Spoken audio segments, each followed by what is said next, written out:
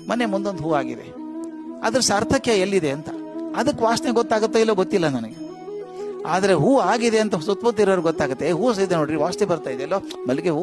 ಅದಕ್ಕೆ ಒಂದು ಮಲ್ಲಿಗೆ ಹೋಗಿತ್ತು ಮನೇಲಿ ತೂಗು ಹಾಕ್ಬಿಡಿ ಗುಟಕ್ಕೆ, ಆ ಕೋಣೆ ತುಂಬ ವಾಸನೆ ಇರುತ್ತೆ. ಮುಂದೆ 4 ತಾಸಿಗೆ ಒಣಗಿ ಹೋಗುತ್ತೆ, ಅದು ಏನೂ ಪ್ರಯೋಜನ ಇಲ್ಲ ಅದು. ಆದರೆ ನನಗೆ ಸಂತೋಷ ಆಗೋದಂದ್ರೆ ಬೆಳಿಗ್ಗೆ ಬಿಡಿಸಿದಂಥ ಹೂವು ಸಾಯಂಕಾಲ ಮುದುಡು ಹೋಗುತ್ತೆ. ಬದುಕೋದು 6 ತಾಸೋ 8 ತಾಸೋ 10 ತಾಸು. ಆದ್ರೆ ಬದುಕೋ 8 ತಾಸು ಗೊತ್ತಿದೆ ಅದಕ್ಕೆ, ನಾನು ಜಾಸ್ತಿ ಬದುಕೋಲ್ಲ, 8 ತಾಸು ಬದುಕೋದನ್ನು ಗೊತ್ತಿದ್ರು ಕೂಡ ಕೊನೆ ಕ್ಷಣದವರೆಗೂ ವಾಸನೆ ಕೊಡುತ್ತೆ ಅಲ್ರಿ. ಅದು ಇರೋದು ಎಷ್ಟು ದಿವಸ, ನಾನು ಯಾಕೆ ಕೊಡಬೇಕು ಅಂತ ಅನ್ಲಿಲ್ಲ.